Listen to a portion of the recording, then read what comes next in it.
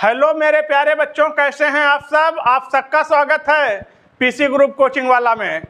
बच्चों, आज हम बात करने चल रहे हैं क्या होता है आइसोमेरिज, कैसे देखी जाती है आइसोमेरिज। क्योंकि ऑर्गेनिक केमिस्ट्री के अंदर आइसोमेरिज एक बहुत इंपॉर्टेंट कंटेंट एरिया है जहां से बहुत सारा क्वेश्चन आता है। इसका वेटेज एरिया बहुत ज़्यादा है पूरी केमिस्ट्री में, चाहे कि नेट का एग्जाम हो या IIT-JEE का एग्जाम हो, बहुत सारे क्वेश्चंस आइसोमेरिज में से आते हैं। कैसे देखते हैं, वैसे कहने को तो बड़ा सिंपल डिफिनीशन होता है, 2 or more organic compound having same molecular formula but different physical and chemical properties are called isomer and phenomena is called isomerism। तो ये बात डिफिनीशन से क्वेश्चन नहीं सॉल्व हो पाएंगे। कहने का मतलब है 2 या 2 से अधिक ऑर्गेनिक कंपाउंड जिनका मॉलिक्यूलर फार्मूला सेम हो लेकिन उनकी फिजिकल और केमिकल प्रॉपर्टी डिफरेंट हो तो उसे हम बोलते हैं एक दूसरे के आइसोमर। लेकिन होता क्या है, आइए स्टार्ट करते हैं आइसोमेरिज। और आप लोग वीडियो को लाइक कर दीजिए, चैनल को सब्सक्राइब कर लीजिए। अगर आप इस आइसोमेरिज का पोस्टमार्टम करिए तो यहाँ पर बच्चों आइसो का मतलब होता है सेम और मेरिज का मतलब है एलिमेंट।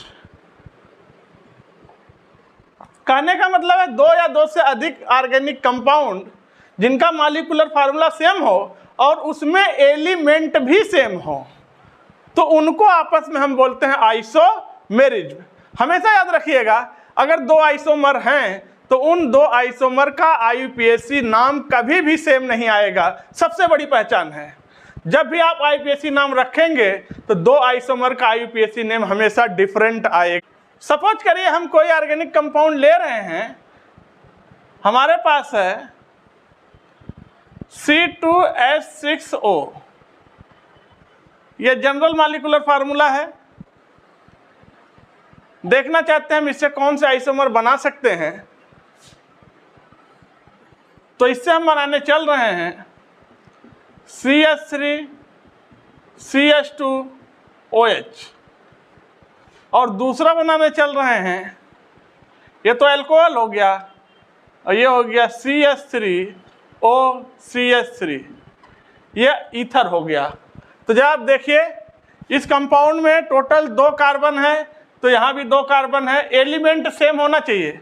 6 हाइड्रोजन है तो 3 2 5 1 6, 6 हाइड्रोजन है, 1 ऑक्सीजन है, 1 ऑक्सीजन है, फार्मूला सही रिटर्न है। इधर देखिए 2 कार्बन है, 6 हाइड्रोजन है, 1 ऑक्सीजन है, यानी अल्कोहल और ईथर एक दूसरे के फंक्शनल आइसोमर होते हैं। यानी 2 या 2 से अधिक ऑर्गेनिक कंपाउंड जिनका मॉलिक्यूलर फार्मूला तो सेम है लेकिन इनकी फिजिकल और केमिकल प्रॉपर्टी डिफरेंट है और होना भी चाहिए। इसमें फंक्शनल ग्रुप अल्कोहल है, इसका फंक्शनल ग्रुप ईथर है, ये अल्कोहल की रिएक्शन देगा, ये ईथर की रिएक्शन देगा, तो केमिकल प्रॉपर्टी तो डिफरेंट होना ही होना है। इसीलिए कहा जाता है 2 या 2 से अधिक ऑर्गेनिक कंपाउंड जिनका मॉलिक्यूलर फार्मूला सेम हो लेकिन उनकी फिजिकल और केमिकल प्रॉपर्टी डिफरेंट हो, इसे हम बोलते हैं आइसोमेरिज। तो हमेशा याद रखिएगा, अल्कोहल और ईथर एक दूसरे के होते हैं आइसोमेरिज। वैसे तो इन्हें फंक्शनल आइसोमेरिज बोलते हैं लेकिन आगे हम चल के और भी बातें करेंगे। अगला कोई दूसरा फार्मूला हम ले रहे हैं, जनरल फार्मूला। ये हमारे पास है C3H6O, इससे हम बना रहे हैं आइसोमर। तो एक आइसोमर तो हमारा इससे बनेगा CH3 CH2 CHO, एल्डिहाइड। जरा एलिमेंट काउंट करिए, 3 कार्बन है 6 हाइड्रोजन, 3 2 5 1 6 हाइड्रोजन, 1 ऑक्सीजन 1 ऑक्सीजन, तो बन गया एल्डिहाइड। दूसरा आइसोमर हमारे पास बनने जा रहा है CH3 CO CH3, यह है कीटोन। एलिमेंट काउंट करिए, 1 2 3, 3 कार्बन, 6 हाइड्रोजन और 1 ऑक्सीजन। और अगला आइसोमर हमारे पास बनने जा रहा है CH211CH सिंगल 1 CH2OH, अल्कोहल। तो इस जनरल फार्मूला से एलिमेंट काउंट कर लीजिए आप, 3 कार्बन है, 6 हाइड्रोजन, 2 4 5 6 हाइड्रोजन, 1 ऑक्सीजन है। तो इस जनरल फार्मूले से 3 आइसोमर बन गए, एल्डिहाइड, कीटोन, अल्कोहल। इसी को बोलते हैं बच्चों दो या दो से अधिक ऑर्गेनिक कंपाउंड जिनका मॉलिक्यूलर फार्मूला सेम हो लेकिन इनकी फिजिकल और केमिकल प्रॉपर्टी डिफरेंट होगी, इसे बोलते हैं आइसो। और आइसोमर की हमेशा एक ही पहचान रही है, अगर जब भी आप इनका आईपीएसी नाम लिखेंगे तो इनका आईपीएसी नाम कभी भी सेम नहीं आएगा, और अगर सेम आ रहा है इसका मतलब वो आइसोमर नहीं। तो एक बात तो कंफर्म हो गया, अगर आइसोमर हैं तो isomer are always different compound with different IUPAC name, but isomer having same molecular formula. तो बच्चों इस आइसोमेरिज्म के डिटेल स्टडी के लिए थोड़ा इसे हम सिस्टमैटिक डिवाइड कर लेते हैं कि कैसे 1 बाय 1 करके आइसोमेरिज्म को हम लोग पढ़ेंगे। ये हमारे पास आइसोमेरिज्म है, कहते हैं ये आइसोमेरिज्म दो तरह की होती है, पहला और ये है दूसरा। पहली आइसोमेरिज्म जो हम लोग पढ़ेंगे वो है स्ट्रक्चरल आइसोमेरिज्म, और बच्चों दूसरी वैरायटी हम लोग पढ़ेंगे स्टीरियो आइसोमेरिज्म।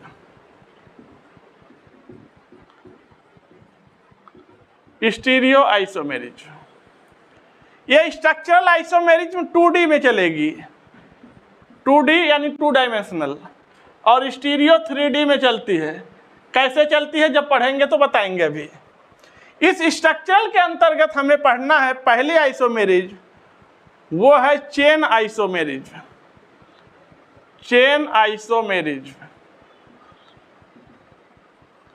दूसरी हम इसके अंतर्गत पढ़ेंगे position isomerism. Position isomerism.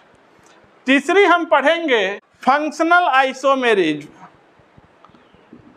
Functional isomerism. चौथी हम पढ़ेंगे मेटामेरिज्म। Merism, isomerism. और पांचवी हम पढ़ेंगे टाटोमेरिज्म। Tautomerism, isomerism. और जब इतनी हम पढ़ लेंगे तो स्ट्रक्चरल आइसोमेरिज्म फिनिश हो जाएगा। इसके बाद हम स्टार्ट करेंगे stereo isomerism, optical isomerism. Optical isomerism. इसके बाद दूसरी स्टार्ट करेंगे ज्योमेट्रिकल आइसोमेरिज्म। बहुत सारा एग्जाम में आता है, सबको पढ़ना है, क्योंकि आपके नीट और जेईई में आने वाला कोई भी क्वेश्चन मिस ना होने पाए। इसके बाद पढ़ेंगे कन्फर्मेशनल आइसोमेरिज्म। Conformational isomerism. इतना पढ़ेंगे तो आइसोमेरिज्म में लगभग चीजें हम कवर करेंगे। इसके बाद भी बहुत सारी चीजें हम लोग पढ़ेंगे। एब्सोल्यूट कॉन्फ़िगरेशन कैसे देखते हैं, किसी भी कंपाउंड में आइसोमर कैसे कैलकुलेट करते हैं, आइसोमर कैलकुलेट करने की क्या ट्रिक होती है, वो सारी बातें करेंगे 1 बाय 1 करके। आइए सबसे पहले स्टार्ट करना चाहते हैं स्ट्रक्चरल आइसोमेरिज्म। और स्ट्रक्चरल आइसोमेरिज्म में आज हम बात करेंगे सबसे पहले चेन आइसोमेरिज्म। बच्चों चेन आइसोमेरिज्म की अगर हम बात कर रहे हैं तो आपको हमेशा पता होना चाहिए चेन आइसोमेरिज्म पढ़ने के लिए कंपाउंड के अंदर मिनिमम 4 कार्बन होना ही चाहिए, मिनिमम 4 कार्बन। अगर 4 से कम कार्बन है कंपाउंड में तो वो कंपाउंड कभी भी चेन आइसोमेरिज्म शो नहीं करेगा। चेन आइसोमेरिज्म होता क्या है, फिर वैसे definition, 2 or more organic compound having same molecular formula but they differ in parent chain of carbon atom, इसे बोलते हैं चेन आइसोमेरिज्म। यानी चेन आइसोमेरिज्म वो कंपाउंड है, 2 या 2 से अधिक ऑर्गेनिक कंपाउंड जिनका मॉलिक्यूलर फार्मूला सेम हो लेकिन उनका parent chain of carbon atom different आना चाहिए। यानी जब भी आईपीएससी के लिए आप पेरेंट चेन सेलेक्ट करेंगे वो पेरेंट चेन डिफरेंट आएगी, उसे हम बोलते हैं चेन आइसोमेरिज्म। आइए करके आपको दिखाते हैं। सपोज करिए हमने कंपाउंड ले लिया, हमारे पास कंपाउंड है C4H10। इस कंपाउंड के 2 आइसोमर बनेंगे, चेन आइसोमर। पहला CH3 CH2 CH2 CH3। एक तो ये आइसोमर बनेगा, दूसरा CH3 CH CH3 CH3। देखिए ये दोनों आपस में चेन आइसोमर हैं। आप कहेंगे सर कैसे पता चलेगा? आप पैरेंट चेन सेलेक्ट कर लीजिए। सपोज करिए अगर इसका IPSC नाम लिखना हो तो पैरेंट चेन आप कैसे लेंगे? सीधा सीधा 1 2 3 4 4 कार्बन की। अगर इसका IPSC नाम लिखना तो आप पैरेंट चेन कैसे लेंगे? ऐसे लेंगे सीधा सीधा, या ऐसे लेंगे, यानी एक कार्बन पैरेंट चेन से बाहर होगा तो सीधा सीधा ले रहे हैं 1 2 3। तो देखिए दो या दो से अधिक ऑर्गेनिक कंपाउंड जिनका मॉलिक्यूलर फार्मूला सेम है लेकिन इनका parent chain of carbon atom different है। जब भी आप इनका IPSC नाम लिखेंगे तो इनका IPSC नाम अलग आएगा और इसका अलग आएगा। इसे बोलते हैं चेन आइसोमेरिज्म। दूसरा कोई कंपाउंड बच्चों लेकर आपको दिखा रहे हैं, और इस बार हमारे पास कंपाउंड है C5H12। इस कंपाउंड के आइसोमर बनाते हैं तो इस कंपाउंड का आइसोमर आ रहा है पहला CH3 CH2 CH2 CH2 CH3 1 2 3 4 5 5 carbon की पैरेंट चेन बनेगी। दूसरा CH3 CH CH3